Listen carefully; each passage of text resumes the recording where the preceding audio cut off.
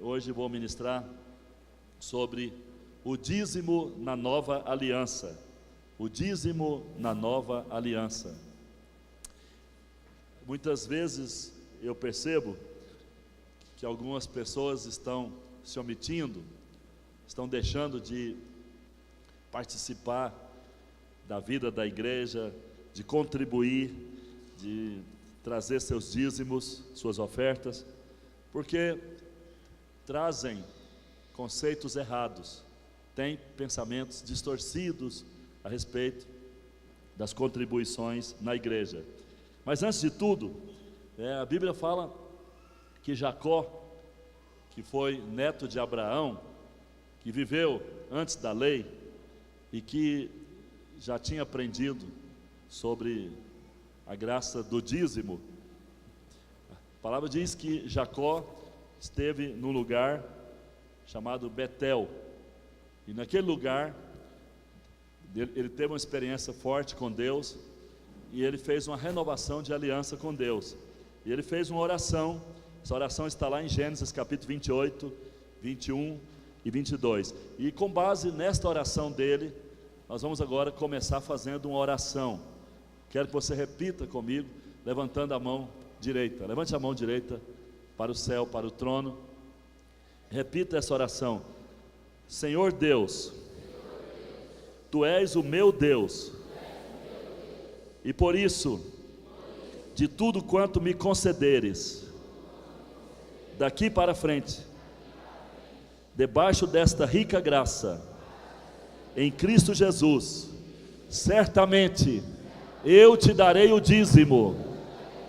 Amém. Quem diz amém?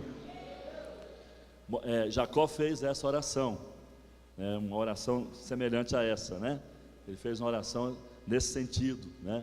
E a Bíblia mostra que depois que ele abriu o coração para ser dizimista, tudo mudou, né? Deus começou uma revolução e fez uma revolução na vida financeira, na vida material dele e também na vida espiritual.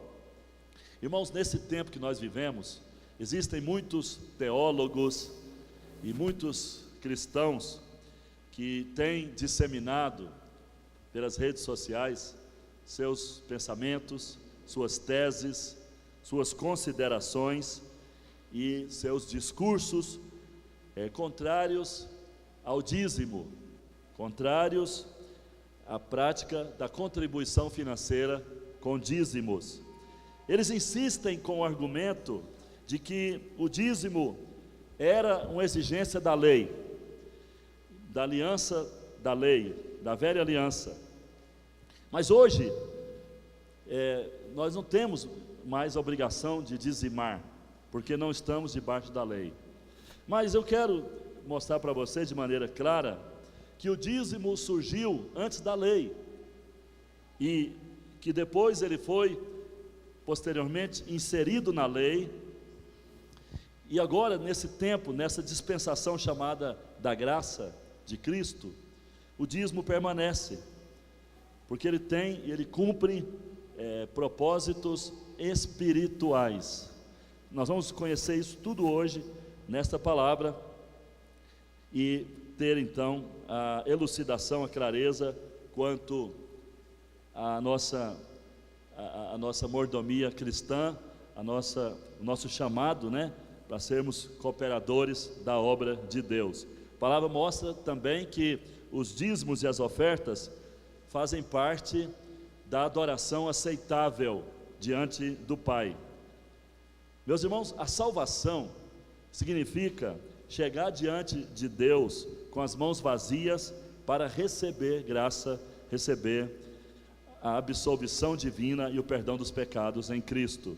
Mas a adoração é chegar diante do Pai de mãos cheias para ofertar e honrar o nosso Pai, honrá-lo, reconhecendo que Ele é a nossa fonte de bênçãos, é a nossa fonte de vida, de vigor, de saúde e de sustento.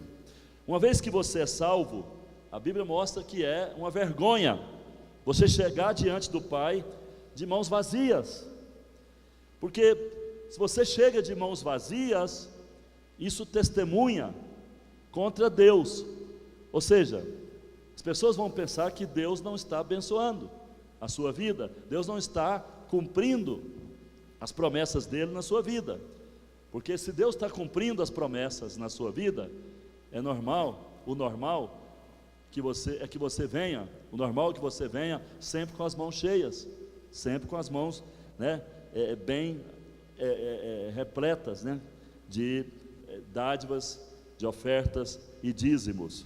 Portanto, é um vexame chegar para adorar o Senhor e não ter nada para apresentar a Ele, não ter nada para oferecer a Ele. É um vexame adorar a Deus de mãos vazias. Na Bíblia você vai perceber que a adoração está intimamente relacionada com ofertas. Ofertas, dízimos, sempre fizeram parte da adoração. E para compreender com profundidade o dízimo na nova aliança, nós precisamos ir lá, precisamos ir onde o dízimo começou, né? Temos que ir aonde o dízimo originou. E nós vemos na Bíblia que ele aparece em Gênesis capítulo 14. Gênesis capítulo 14. Quero que você abra esse texto aí, Gênesis capítulo 14, do versículo 18 ao 20, e fique com a Bíblia aberta, permaneça com a sua Bíblia marcada, aberta aí neste texto. Gênesis 14, 18 a 20, diz assim: Melquisedeque, rei de Salém, trouxe pão e vinho. Era sacerdote de quem? Do Deus Altíssimo. E abençoou ele a Abrão e disse: Bendito seja Abrão pelo Deus Altíssimo, que possuis o céu e a terra. E bendito seja o Deus Altíssimo, que entregou os teus adversários nas tuas mãos. Então está aqui a primeira referência ao dízimo na Bíblia. Esse personagem que aqui aparece, Melquisedeque, além de aparecer aqui, além de ser mencionado aqui em Gênesis 14, ele também é mencionado em dois outros livros da Bíblia. Ele é mencionado no livro de Salmos, lá em Salmos 110, versículo 4, e ele é mencionado nos capítulos 5 e 7 de Hebreus. Então, Melquisedeque é um personagem que aparece em 3 livros da Bíblia: Gênesis, Salmos e Hebreus. Ele era, como diz a palavra em Gênesis 14, um sumo sacerdote. Ele era sumo sacerdote de Deus. Ele foi um tipo de Cristo Jesus. Você vê que tudo relacionado a Melquisedeque aponta para Jesus, né? Ele foi encontrar-se com Abraão, levando pão e levando vinho. Isso aponta para a redenção, isso aponta para o sacrifício de Jesus, isso aponta para a Santa Ceia. E ele foi ali abençoar Abraão, né? Ele abençoou Abraão depois que Abraão se apresentou a ele, e a palavra diz que Abraão tinha as mãos cheias, porque Abraão havia derrotado seus adversários, seus inimigos, né? Ele venceu 4 reis e foi para encontrar-se com Melquisedeque com as mãos cheias, né? Ele estava levando os despojos, era algo que era direito, né, de todo rei que vencia a guerra, levar despojos dos inimigos. Então ele levou os despojos, e você vê que ele chegou diante de Melquisedeque com as mãos cheias para dizimar, e Melquisedeque o abençoou. Hebreus declara que Jesus era sumo sacerdote segundo a ordem de Melquisedeque. Deixa eu explicar aqui. Depois, quando veio Moisés e veio a lei, surgiu uma família sacerdotal. Essa família era a família de Levi. Levi era um dos 12 filhos de Jacó, que compunham as 12 tribos de Israel, as 12 tribos que formaram a nação de Israel. Levi era um desses 12 filhos, e Deus mandou separá-lo para ser sacerdote, para ser o cabeça de uma família sacerdotal, para ser cabeça de uma ordem sacerdotal. Essa ordem sacerdotal era a ordem da lei, era a ordem do tempo da lei. Então, quem pertencia a essa ordem, a ordem de Levi, estava sujeito à lei, vivia na dispensação da lei. Quando Jesus veio, ele inaugurou uma nova dispensação, a dispensação da graça. E a palavra diz que Jesus não se incluiu na família de Levi. Ele não veio para dar sequência ao sacerdócio de Levi, ao sacerdócio da lei, mas ele veio e estabeleceu o sacerdócio de Melquisedeque, ou seja, ele veio e se tornou sacerdote, sumo sacerdote da ordem de Melquisedeque. Então, Jesus não escolheu Levi, ele escolheu Melquisedeque.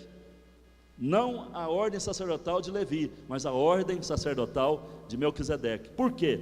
Porque você nota que Melquisedeque não fez nenhuma exigência a Abraão.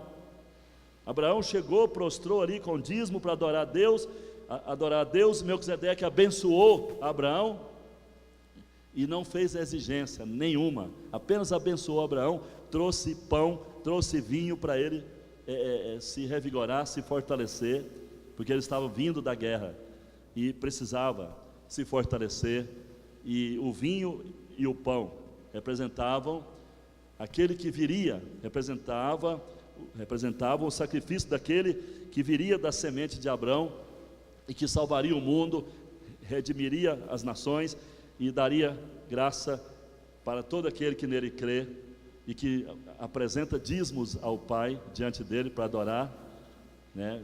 Muita graça, daria graça a todos esses que assim creem, assim procedem, para que tenham maior porção de vida, de graça, de saúde, né? E que a redenção alcance também sua alma, seu corpo, sua vida material, sua vida financeira. Quem diz amém, aleluia, glória a Deus. Então, Melquisedeque era sacerdote da bênção e não sacerdote da lei.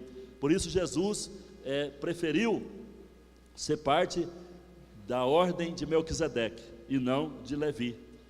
Por isso que hoje em dia, né, tem gente que sobe aqui, ou sobe em alguma plataforma de igreja para adorar a Deus, para tocar, para cantar, e diz: eu sou levita, eu sou levita. E o músico que diz que é levita, mesmo na ignorância, né, ele está perpetuando a ordem sacerdotal de Levi, e essa ordem já está encerrada. Jesus estabeleceu outra ordem. Então, se alguém quer ser abençoado, não pode ficar nessa ordem de Levi, tem que estar na ordem de Melquisedeque, e Jesus veio para nos colocar debaixo dessa ordem. Então, eu e você que estamos na nova aliança, somos também da ordem de Melquisedeque. Nós somos da ordem do sacerdócio da bênção e da graça. Quem diz amém, aleluia, glória a Deus. Muito bem, então observe que o dízimo não surgiu como exigência da lei, o dízimo surgiu antes da lei. A palavra em Gênesis 14, 18, fala que Abraão voltou vitorioso da guerra e ele encontrou-se com Melquisedeque. Melquisedeque também era rei, né? E a palavra diz que esse Melquisedeque, ele não teve princípio de dias e nem fim de dias, né? Ou seja, não se sabe para onde ele foi, o que aconteceu com ele. Há alguns estudiosos que acreditam que ele era a própria pessoa de Cristo, a própria pessoa de Jesus na terra naqueles dias. É bem provável que não, é bem provável que ele foi de carne e osso, ele só era mesmo um tipo, né, uma figura de Cristo na terra, e ele desapareceu, ou seja, ninguém ficou sabendo para onde ele foi, e aí disseram que ele não morreu, mas ele de fato morreu. Ora, então, mas o que é mais importante é saber que ele representa Cristo, ele é um tipo, uma figura de Jesus no Velho Testamento, né? E ele trouxe para Abraão pão e vinho, isso tem um significado espiritual, e eu vou falar daqui a pouco, né? Em seguida, o sumo sacerdote Melquisedeque figura de Cristo, proferiu uma bênção a Abraão, para Abraão. Observe que Melquisedeque não fez nenhuma exigência a Abraão, ele apenas o abençoou. Ele era, portanto, um sacerdote da bênção, da graça, e não da lei. Jesus veio para nos levantar nessa mesma ordem, para sermos também abençoadores, para sermos portadores da graça. Quem diz amém, aleluia? Ora, logo após ser abençoado, a resposta de Abraão foi entregar o dízimo, né? Abraão entregou o dízimo, ou seja, a 10ª parte de tudo que ele havia conquistado. Ele entregou, ele adorou a Deus e colocou ali aos pés de Melquisedeque. Isso é algo que pode mudar a sua vida. Essa é uma palavra que não é para todos.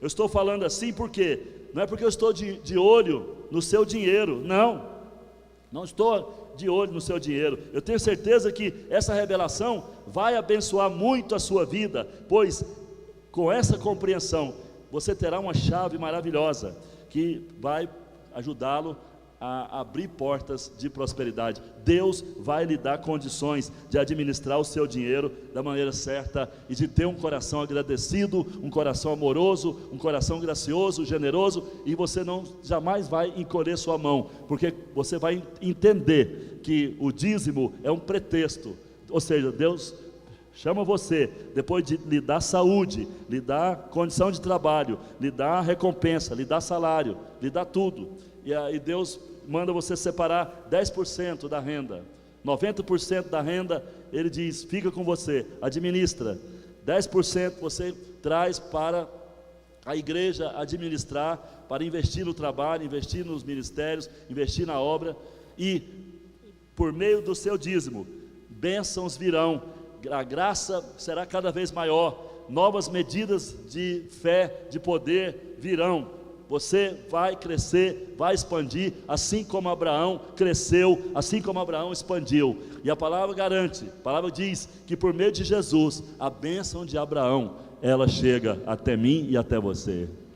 Quem diz amém, aleluia, glória a Deus. Então, isso é algo tremendo, isso é algo maravilhoso, é algo que pode revolucionar a sua visão, a sua vida, em todo sentido, né? Nós temos hoje em dia pregadores falando que na graça não há necessidade de dizimar, você não tem que entregar dízimo, mas eu vou lhe mostrar que o dízimo é imprescindível, o dízimo é um fator desencadeante de muitas bênçãos de Deus, e é também algo, é um mecanismo que Deus usa para o sustento da obra e para abençoar você financeiramente, né? Você precisa entender os significados espirituais do dízimo nesse tempo da graça.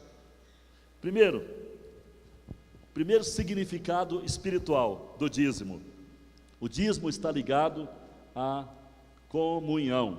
Pode prosseguir. O dízimo está ligado à comunhão. Por que o dízimo está ligado à comunhão? Você já procurou saber por que Melquisedeque foi ao encontro de Abraão, recebeu dízimo com pão e com vinho? Será que existe uma correlação, uma ligação entre pão, vinho e dízimo? É bem provável que muitos aqui nunca viram isso, nunca ouviram falar disso, mas essa é uma verdade. Melquisedeque foi ao encontro de Abraão e levou pão e vinho. Por que levou pão e vinho? Por que não levou carne de ave? Por que não levou, né, um pedaço de rapadura? Né? Por que ele levou pão e levou vinho?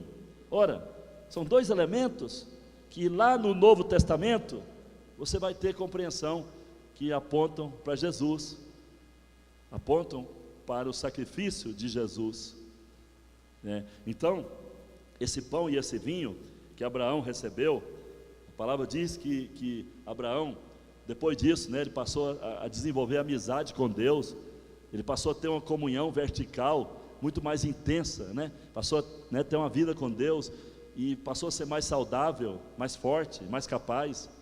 Então ali houve a comunhão com o pão, a comunhão com o vinho, né? A comunhão com Deus, com Cristo, né? E aquilo fortaleceu a vida dele.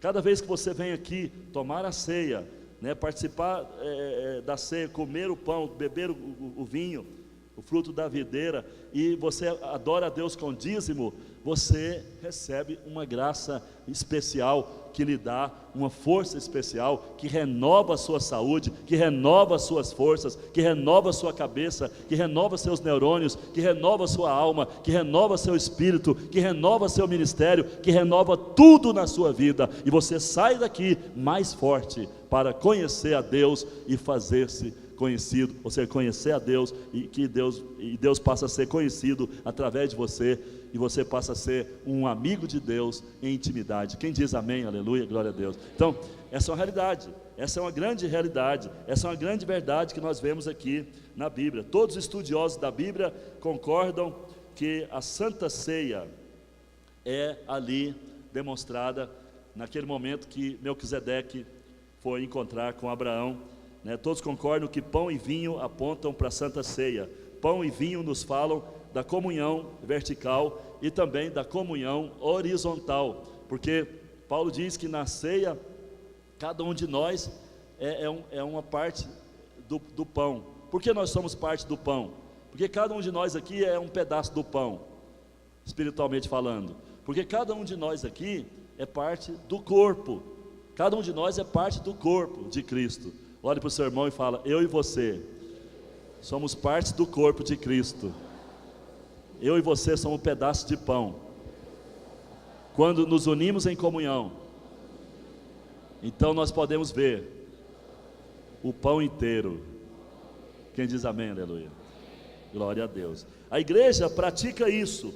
Ora, isso nos veio por intermédio de Melquisedeque. Melquisedeque foi o primeiro, né, a trazer pão e vinho para um culto, e ali já estava prescrita a Santa Ceia.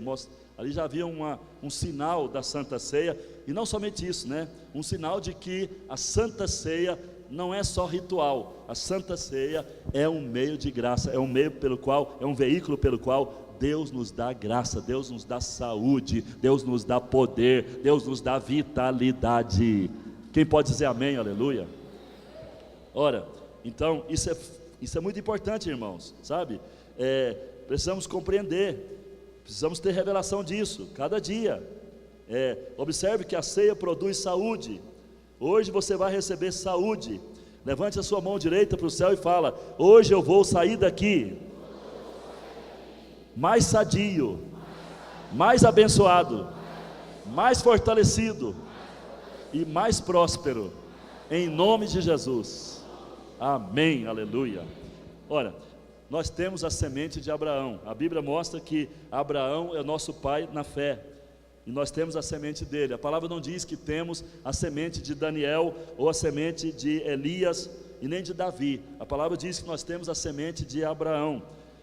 Isso quer dizer que as bênçãos de Abraão estão sobre nós, por meio daquele que é descendente direto dele. Jesus veio da semente de Abraão, e ele nos colocou incluídos nessa semente, e a palavra diz que as bênçãos que Abraão recebeu, elas estão disponibilizadas a nós. Abraão recebeu vida longa, Abraão recebeu saúde, Abraão recebeu êxito na vida financeira material. Abraão foi guardado dos seus inimigos. Os inimigos não conseguiram derrotá-lo. Eu declaro nessa noite uma palavra de fé, de bênção, dizendo que essas bênçãos de Abraão estão vigorando na sua vida, na minha vida, na vida desta igreja, e essas bênçãos vão ser o diferencial na nossa vida daqui para frente. Quem diz amém, aleluia? Glória a Deus, glória a Jesus. Outra coisa, o dízimo está ligado à adoração. O dízimo está ligado à adoração. Olha, é muito importante que você saiba isso. Nunca você pode adorar a Deus de mãos vazias. É por isso que todo culto tem oferta, todo culto tem a oportunidade para entregar dízimo. Se você entrega dízimo semanal, toda semana, todo culto você deve trazer aqui. Se é mensal, uma vez por mês, então você vem e deposita seu dízimo aqui. E nos outros dias você vem com ofertas, né? Porque a oferta é parte de um culto racional. E a palavra mostra que o dízimo está ligado à adoração. Como eu já falei, na Bíblia todo culto tem que ter adoração, e toda adoração tem que ter mãos cheias, mãos com tributos, oferendas e dízimos. Depois de salvos, é vergonhoso apresentarmos diante do Senhor de mãos vazias, né? Precisamos ter essa consciência. Terceiro, o dízimo é um testemunho de que Deus tem nos abençoado, certo? O dízimo é um testemunho de que Deus tem nos abençoado. Quando alguém fala que não tem dízimos, porque não tem ganhado nada, fique atento aí, você que está um pouco desatento, fique atento, ok? É muito importante você conhecer isso aqui, você está bem doutrinado sobre isso. Por quê? Porque uma vez que você tem revelação disso, isso muda a sua rotina, isso muda a sua vida, isso muda a sua relação com Deus, isso muda a sua forma de cultuar, né? E você passa a ter uma visão clara, né, do verdadeiro culto e do que Deus espera de você em cada momento assim, em cada reunião. Então, precisamos entender, depois de salvos, é vergonhoso nos apresentar de mãos vazias a Deus. E o dízimo é testemunho de que Deus tem nos abençoado. Se você chega de não tenho nada, não tenho dízimo para passar porque eu não ganhei nada, isso passa um testemunho. Qual que é o testemunho? Passa o testemunho que Deus não está nem aí para você. Passa o testemunho que você não é filho, que você não tem a bênção do Pai, não tem a promessa. Olha, o Pai prometeu abençoar-nos, o Pai prometeu nos dar sementes, o Pai nos prometeu nos fazer cabeças, nos abençoar, né, nos dar condições de vida, nos dar pão, nos dar recursos. E se nós estamos de mãos vazias, significa que o Pai está deixando de abençoar. Mas será que isso é verdade? Será que é isso que acontece mesmo? As pessoas que não trazem nada, elas podem falar para Deus: Deus, o Senhor não tem me dado nada, o Senhor não é Pai para mim, o Senhor não honra a tua palavra? Não pode falar isso. Na verdade, ninguém passa batido, ninguém passa o mês todo sem ganhar algo, sem receber algo. Mesmo desempregado, você sempre tem uma bênção, sempre alguém está te dando uma bênção, e Deus está abençoando através de alguém, Deus está fazendo algo por você, para você, sempre acontece algo, mas acontece que você não se lembra de separar o dízimo. Jacó disse: eu vou separar o dízimo, a partir de hoje, o Senhor vai me abençoar e eu vou separar dízimo de tudo que chegar na minha mão, eu vou separar o dízimo. E Jacó fez isso. Depois nós vemos José, o filho dele fazendo isso e sendo próspero no Egito. Então, o dízimo é um testemunho que Deus tem nos abençoado. Então precisamos honrar a Deus, honrar sua palavra, e Deus certamente não vai deixar de estar abençoando nossas vidas, né? Às vezes até mesmo quando erramos, Deus continua abençoando, Deus continua nos dando provisão, mas o que acontece é que nós esquecemos do dízimo, e depois chegamos aqui de mãos vazias e falamos que não temos para dar, né? Então, de certa forma, é uma desculpa, é um equívoco nosso, é uma desculpa, né? Melquisedeque veio a Abraão com pão e vinho para fortalecê-lo e revigorá-lo, a fim de que ele tivesse forças para prosseguir. Ao perceber que Deus era sua fonte de vitória, de sustento, de revigoramento, Abraão então adorou a Deus, e a palavra diz que ele adorou a Deus com dízimo, né? Guarda isso no seu coração, ponha isso no seu coração, meu irmão e minha irmã. O dízimo sempre será um testemunho de que a graça de Deus na sua vida é real. Olha para o seu irmão e fala: o dízimo será sempre um testemunho vivo de que a graça de Deus sobre a sua vida é real. Muitas bênçãos virão fluindo na sua direção, se você estiver confiante em Deus e na sua graça. Irmãos, é isso que eu tenho visto, na vida dos fiéis, é isso que eu tenho visto na vida daqueles que honram a Deus com as suas ofertas e dízimos, sabe? Muita gente não está conquistando nada porque está tendo uma visão distorcida e errada, né, da sua vida cristã, do seu culto a Deus, né? Eu pergunto aqui, quem é o pai responsável que deixa seu filho passar fome, que não dá nada ao filho, que faz questão de deixar o filho de mãos vazias, padecendo, mendigando? Não existe isso. Todo pai responsável, ele quer o bem do filho, ele tem boas coisas para dar ao filho, ainda que não seja rico, mas ele sempre tem algo a oferecer ao filho, ele quer suprir o filho, ele não quer ver o filho doente, abatido, desempregado, arruinado, passando necessidade. Não, o pai sempre quer o melhor para o seu filho. O nosso Deus, é um pai responsável, e ele sempre tem coisas boas para nos dar, ele sempre quer nos dar, e ele sempre tem algo novo para nos dar. Quem diz amém, aleluia? Essa semana mesmo, ele vai surpreender você com coisas melhores, coisas grandes, essa semana. Quem diz amém, aleluia? O dízimo, então, é algo muito especial. Deus não vai abrir mão dele, né? E Deus não vai aceitar desculpa que muitos falam que não tem nada, que as mãos estão vazias. Em algum momento, suas mãos foram cheias. Em algum momento, o Pai lhe deu coisas, lhe deu recursos. Mas você não teve o critério, não teve o zelo, o amor de separar o dízimo, né? Jacó disse: de tudo que me concederes, certamente eu vou separar o dízimo. Que você saia daqui hoje com essa visão. E vou dizer uma coisa para você: você vai dar testemunho que cada vez mais o seu dízimo continua sendo dízimo, mas os 90% que ficarão nas suas mãos serão sempre maiores, e você vai sentir isso, embora sendo 90%, mas serão cada vez mais robustos. Deus vai encher mais e mais os seus celeiros, e vai abençoar você em todo lugar, e toda obra onde você colocar a sua mão, tudo vai prosperar em nome de Jesus. Quem diz amém, aleluia? Em quarto lugar, o dízimo é para ser entregue motivado pelo amor, né? A motivação do dízimo tem que ser o amor.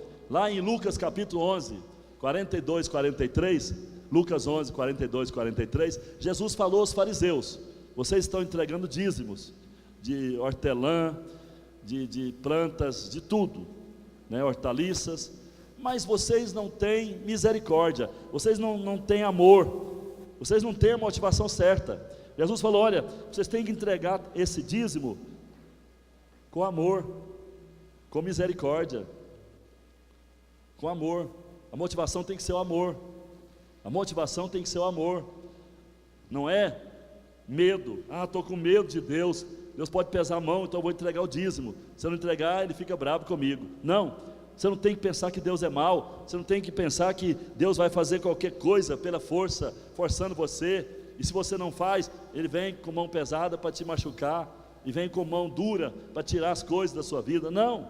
Ou vai usar os demônios para roubar. Não é isso que Deus quer, não é isso que Deus faz. Deus quer que você entenda que Ele é um Pai.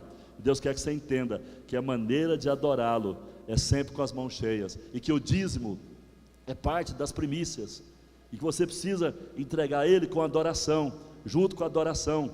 Isso vai fazer diferença, e isso vai ter uma ressonância no céu.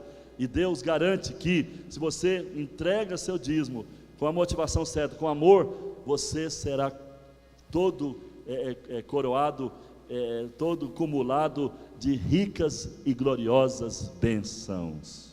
Quem diz amém, aleluia? Quantos querem crescer na fé?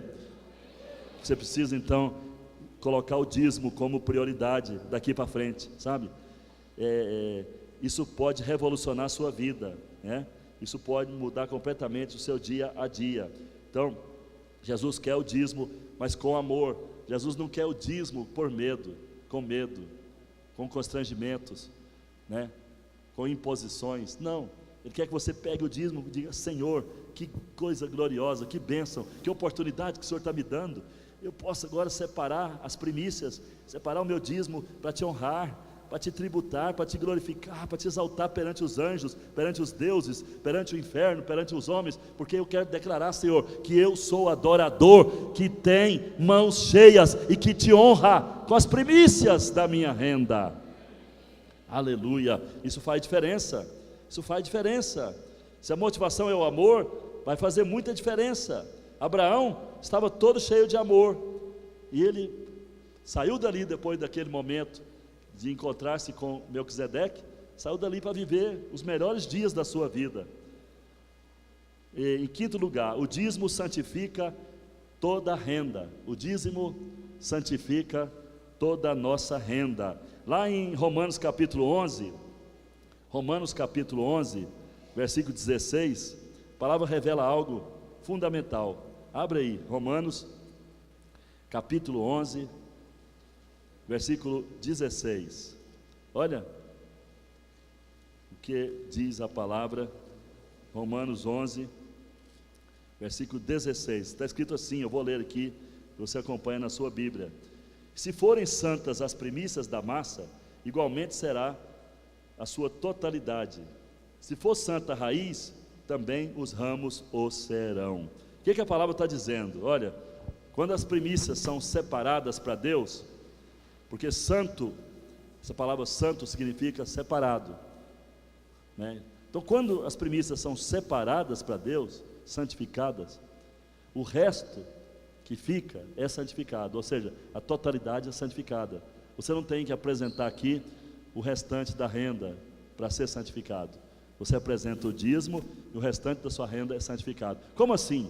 Como assim? Eu tinha aqui um dinheiro, eu dei de oferta, né?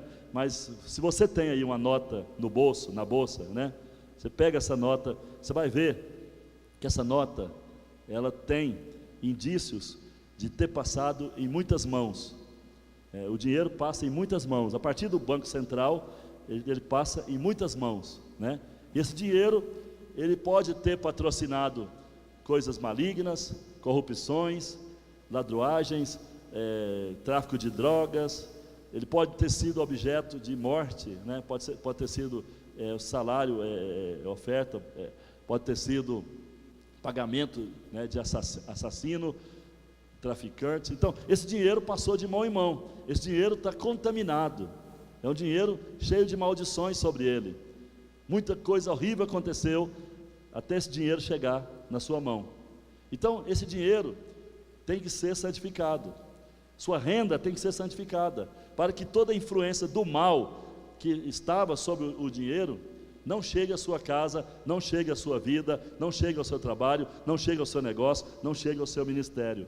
Então, quando você traz o dízimo, você tem esta oportunidade de santificar a sua renda, porque o dízimo é chamado de primícias, faz parte das primícias. Aí você entrega o dízimo, que é a primícia. Aqui nós oramos, seu dízimo é separado de tudo, se torna aqui abençoado, se torna aqui purificado, e todo o resto da sua renda recebe a santificação, recebe a bênção, e Deus diz agora: nenhuma maldição vai valer na vida financeira, na saúde do meu filho, da minha filha, que me honrou com o seu dízimo, porque está santificada a sua renda. Quem entendeu, diga amém, aleluia. Então, é isso que acontece. O poder da maldição é interrompido na sua vida financeira. Talvez você ache isso tolo, ache isso irrelevante, mas não é significativo isso aí. E você tem que entender que você precisa da bênção em tudo na sua vida, que toda maldição tem que ser quebrada em tudo na sua vida, e até na vida financeira. Quantos querem uma vida financeira abençoada? Diga amém, aleluia, glória a Deus. Você talvez não está ganhando nada, ou está ganhando pouca coisa, né? Por quê? Porque não está santificando sua renda. Apóstolo, mas qual renda? Qual renda? Qualquer coisa. Uma moeda de 10 centavos é primícia. Se você ganhou só R$1, separa 10 centavos. Não é a quantia que faz o dízimo. O dízimo é 10% da renda, seja a renda que for, seja qual for a renda, né? Eu quero desafiar você a pegar o envelope hoje do dízimo e sair daqui com um propósito, debaixo dessa palavra: de tudo que o Senhor colocar na minha mão, certamente eu entregarei o dízimo. Se você possa ter essa definição, e que você venha trazer o dízimo aqui todo mês, para santificar a sua renda, santificar a sua vida, e livrar você de qualquer tipo de maldição na área material. Quem pode dizer amém, aleluia, glória a Deus, glória a Jesus. Então, isso é algo que a Bíblia ensina, né? Outra coisa, o dízimo é para proclamar que Jesus é grande, é para proclamar a grandeza de Jesus. Como assim, apóstolo? Quando você vem aqui de mãos vazias, você está proclamando que o seu Jesus é pequeno, o seu Jesus é impotente, o seu Jesus não se importa com a sua vida financeira. Tem muito cristão, muito pastor pregando por aí, não, essa teologia da prosperidade está errada. É verdade, eu não prego teologia da prosperidade, porque a teologia da prosperidade é simplesmente uma barganha com Deus. A teologia da prosperidade é simplesmente uma visão mercantilista. É como se Deus tivesse uma bolsa de valores, ou um banco de aplicações muito grande, que as pessoas vão aplicando e vão recebendo juros e correções e tal. Não, Deus não é banqueiro, nem dono de bolsa de valores. Na verdade, Deus é Pai, e Deus diz que quer nos abençoar em todas as áreas, e Ele não quer ver seus filhos em aperto, em angústia, em miséria. Eu creio no Deus de Abraão, e se o Deus de Abraão deu riquezas a Abraão, deu saúde para Abraão, deu vitória para Abraão, e diz que a bênção de Abraão estará na minha vida por meio de Jesus, eu quero essa bênção, eu quero estar debaixo da bênção. Quem diz amém, aleluia? Vocês estão entendendo a palavra? Diga amém, aleluia.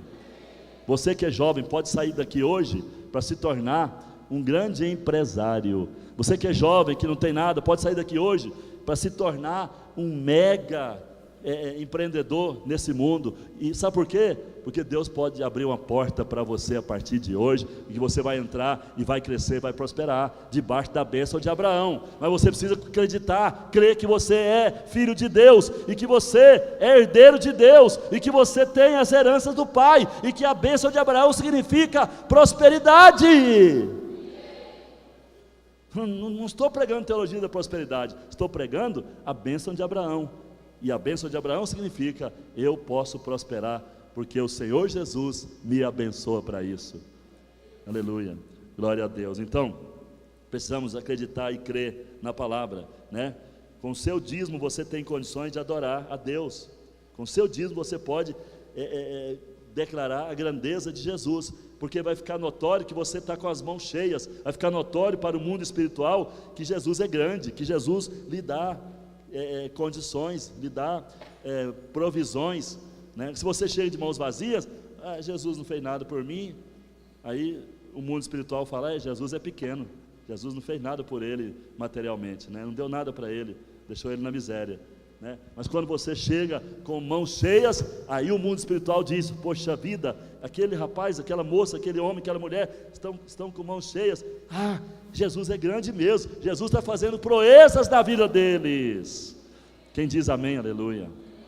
E aí você mesmo proclama que Jesus é grande, sabe? E porque Jesus é grande, você pode adorá-lo, você pode beijá-lo, beijar os pés dele em adoração. Como assim? Uma das palavras para adoração é a palavra proscumeu. Proscumeu no hebraico significa beijar, beijar. Então adorar é também beijar, né? Talvez você está vendo muitos aqui vindo beijar o Senhor, beijar os pés do Senhor com seus dízimos, adorando Ele na hora do dízimo, na hora de entregar o dízimo. Mas você não está beijando, você não está vindo beijar o Senhor, honrar o Senhor, declarar que Ele é grande na sua vida. Você está aí dizendo: não aconteceu nada comigo, eu estou na miséria, ninguém me dá nada, acontece nada comigo, eu estou desempregado, eu não consigo dinheiro, não consigo nada. Aí você está assim pessimista, proclamando que o seu Jesus é impotente, é pobre. Mas quando você acredita nele, crê que Ele é poderoso para fazer muito mais do que você pensa e sonha, e que Ele pode abençoar e abençoa mesmo, e você passa a reconhecê-lo como seu Senhor, seu guia, seu Deus, sua fonte, aí você vem aqui beijá-lo, vem adorá-lo, trazendo mãos cheias para glorificá-lo. Quem diz amém, aleluia? Quantos querem vir com mãos cheias para adorá-lo sempre? Só isso, só esse pouquinho de gente quer. Levante essas duas mãozinhas, meu jovem, diga: eu quero também. Você também é filho de Abraão, meu irmão. Você também é filho de Abraão. Mesmo você que não acredita, você é filho de Abraão. Você tem a bênção de Abraão na sua cabeça. Um dia ela vai funcionar. Enquanto ela não funciona, levanta a mão e diga: eu sou filho de Abraão. Se você não crê, não funciona. Para mim funciona, porque eu creio. Para muita gente aqui funciona, porque crê. Quem não crê, fica a ver navios, né? Não vai ter a bênção concreta, né? Então, a bênção concreta nos leva a beijar o Senhor e a dizer: tu és grande. Oitavo, o dízimo está ligado à Santa Ceia. Por que está ligado à Santa Ceia? Aí aparecem três elementos no dia que Abraão foi entregar o dízimo a Melquisedeque. Aparece ali o pão e o vinho que o sumo sacerdote traz, e aparece o dízimo. Então são três coisas interligadas: pão, vinho e dízimo. Por que vamos comer o pão aqui hoje? Por que vamos tomar o vinho, o fruto da videira? Porque nós cremos na redenção, cremos que Jesus morreu por nós, cremos que temos que proclamar a volta dele, proclamar a vida dele, proclamar a morte dele. Jesus diz: cada vez que vocês tomarem a ceia, cada vez que vocês comerem o pão e beber do cálice do fruto da videira, vocês estão anunciando a morte do Senhor até que ele volte. Então nós estamos anunciando a morte do Senhor, anunciando que a morte do Senhor é redentiva, a morte do Senhor é salvadora, a morte do Senhor gera vida, a morte do Senhor liberta, a morte do Senhor levou para a cruz nosso velho homem, a morte do Senhor liberou a bênção de Abraão sobre nós. A morte do Senhor é bênção. Então vamos hoje participar da ceia, lembrando de Melquisedeque, lembrando que o nosso Jesus, que deu seu corpo, seu sangue, para nos salvar na cruz, ele é da ordem de Melquisedeque. Então naquele dia Jesus estava lá, se identificando com Abraão, se identificando com a semente de Abraão, porque daquela semente ele viria, daquela semente ele nasceria, e pensando em mim, pensando em você também. Abraão tomou a ceia, Abraão comeu o pão e bebeu do cálice ali. Talvez ele nem sabia que estava identificando com o Salvador, com o Senhor, com Jesus. Talvez nem tinha revelação, mas estava recebendo ali já a bênção da graça, da salvação. E Abraão foi selado. E Jesus fala no Novo Testamento, Jesus fala que quando ele vier reinar, muitos irão a Jerusalém sentar na mesa de Abraão. Abraão estará lá, porque Abraão foi salvo, Abraão foi selado pelo pão e pelo vinho, pelo sangue e pelo corpo de Jesus. Antes mesmo que Jesus viesse, Deus ali o alcançou com a graça, e Deus o abençoou tremendamente. E hoje eu e você vamos comer do pão e beber do cálice aqui, para nos fortalecer no Senhor e na força do seu poder. Nós vamos sair daqui hoje para vencer, para romper, para crescer, para avançar, para entrar por portas novas de êxito e de prosperidade. Quem acredita, diga amém. Dá uma salva de palmas, dá um glória a Deus, aleluia. Glória a Deus, E o dízimo, ele serve para proclamar aquele que vive. Lá em Hebreus capítulo 7, já estou encerrando, Hebreus capítulo 7, abre aí, Hebreus capítulo 7, Hebreus capítulo número 7, versículo 6, abra a sua Bíblia comigo, eu vou ler aqui, você acompanha na sua Bíblia, Hebreus capítulo 7, versículos 6 a 8, diz assim o texto: entretanto aquele cuja genealogia não se inclui entre eles, recebeu dízimos de Abraão, e abençoou o que tinha as promessas. Evidentemente, é fora de qualquer dúvida que o inferior é abençoado pelo superior. Aliás, aqui, ou seja, nesse tempo agora da lei, porque esse livro aqui foi escrito no tempo da lei, ainda era lei ali naquele tempo. Então nesses dias são homens mortais que recebem dízimos, ou seja, ali na lei, os filhos de Levi, mortais, recebiam dízimo. Mas e agora na graça? Agora na graça aqui fala assim, aquele que testifica que vive, ou seja, os que recebem dízimos agora é aquele de que se testifica que vive, aquele que vive. Então quem recebe dízimos hoje não é a tribo de Levi, porque na igreja não tem mais levitas, não tem tribo de Levi, nós somos da ordem de Melquisedeque, e aquele que vive, que ressuscitou dos mortos, está sentado à destra do Pai, da ordem de Melquisedeque, ele se chama Jesus Cristo, e ele é quem recebe dízimo hoje, é o que vive. Então o dízimo, cada vez que você vem trazer dízimo, você está proclamando o meu Jesus vive, meu Jesus está vivo, meu Jesus está lá no céu, em glória, está vivo e voltará vivo, e pisará nessa terra aqui, vivo, como o leão da tribo de Judá. Ele é o Senhor dos senhores, é o Rei dos reis, Ele vive para sempre. Cada vez que você traz o dízimo, você está dizendo: eu tenho um sacerdote que é vivo, eu tenho alguém que intercede por mim o tempo todo, e Ele vive para sempre. Eu entrego o meu dízimo para adorar aquele que vive. Quem entregava o dízimo da lei, ou quem entrega o dízimo da lei, está entregando para quem já morreu, para Levi, para os levitas. Mas quem entrega o dízimo hoje, está entregando para o nosso sumo sacerdote, que vive para sempre, o Senhor Jesus Cristo de Nazaré. Quem diz amém? Aleluia, glória a Deus. Então, o dízimo é para proclamar que Jesus vive. E finalmente, o dízimo representa o próprio Jesus. O dízimo representa Jesus, Quando você lê a Bíblia, você vê lá em 1 Coríntios capítulo 15, 1 Coríntios capítulo 15, abra aí, 1 Coríntios 15, 23, vamos ler para terminar. 1 Coríntios 15, 23, olha o que está escrito na palavra, 1 Coríntios 15, 23, cada um porém por sua própria ordem, Cristo as primícias. Cristo é o quê? As primícias. Então, Cristo é para o Pai primícias. Os vencedores da igreja são para o Pai primícias. O dízimo é para o Pai primícias. Cada vez que o Pai vê um vencedor em Cristo, o Pai lembra de Cristo, que é a primícia para Ele. Primícia é o primeiro, primogênito. Então, Cristo é o primeiro de uma série.